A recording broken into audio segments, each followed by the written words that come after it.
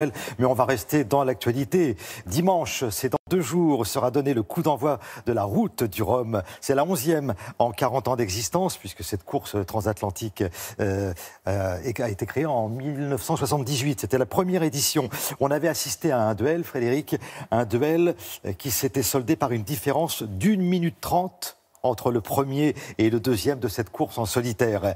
Et depuis, chaque édition a marqué l'histoire de la voile. Et ça sera le cas. Regardez qui est avec nous, Laurent Bignolas. Bonjour Laurent, comment ça va? Bien installé à Saint-Malo? Bonjour tout le monde. Bon, ça va très bien. Hein. Bon, il y a déjà beaucoup de monde. Saint-Malo est en train de se réveiller, enfin à peine. En tout cas, nous, on est debout. Il y a beaucoup de monde. Oui, à part nous, non, pas grand monde. Bon, et combien de participants alors? Non, il y a énormément de monde, vous savez. Alors, c'est ça. En fait, il y aura certainement 2 records qui vont déjà marquer cette route du Rhum, cette 11e édition. Le nombre de spectateurs, on va dépasser sans doute les 2 millions sur les journées qui précèdent le départ. Je suis avec Jacques Carès, qui est un ancien navigateur, mais qui est surtout le directeur de la course. Et puis l'événement, déjà avant le départ, c'est le nombre de participants. Thierry, vous avez tout à fait raison. C'est 123, Jacques, c'est du jamais vu. Il y avait une trentaine, 38, je crois, il y a 40 ans, c'est ça? Oui, c'est exactement ça. 123, c'est beaucoup de monde, c'est énorme même. Pour nous, c'est un challenge aussi d'organiser ça, de les faire rentrer d'une part dans les sas et puis aussi, à partir de samedi, de les ressortir. Donc c'est assez compliqué en logistique. Voilà, parce que derrière nous, vous apercevez un des bassins du port de Saint-Malo où sont rassemblés notamment les fameux Classe 40. Ce sont des bateaux, des monocoques, avec d'une douzaine de mètres. Ils sont combien cette année? 53 53 Classe 40. 53 Classe 40. C'est-à-dire que c'est un peu moins de la moitié de cette flotte au total.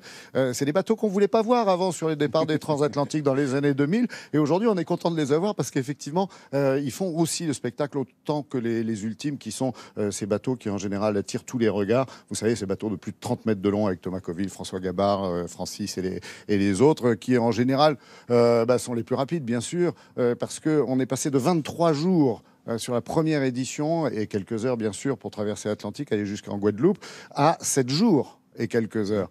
Cette année, on peut descendre en dessous avec la météo qui nous attend. Parce que Jacques est très au courant, bien sûr. Il suit forcément toutes les informations météo qui ne cessent d'arriver.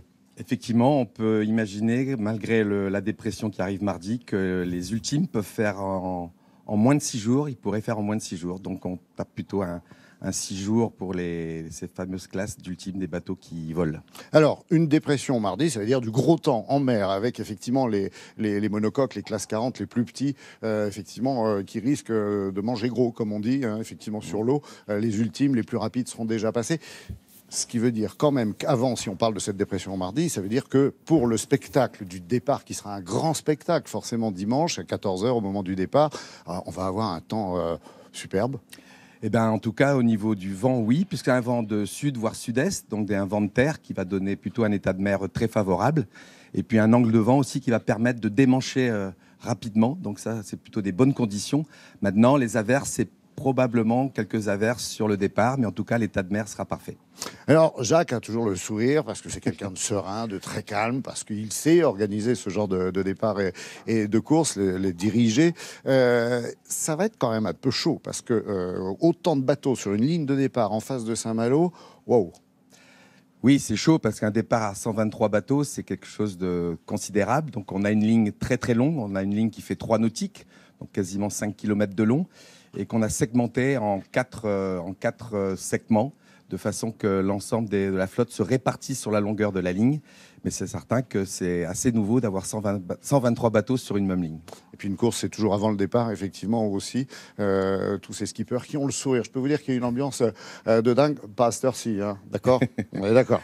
Mais dans la journée, je peux vous dire qu'ici, à Saint-Malo, c'est assez souriant. C'est toujours très agréable ici d'assister, effectivement, au départ et aux préparatifs avant que tous les skippers ne s'éloignent pour la Guadeloupe. Voilà.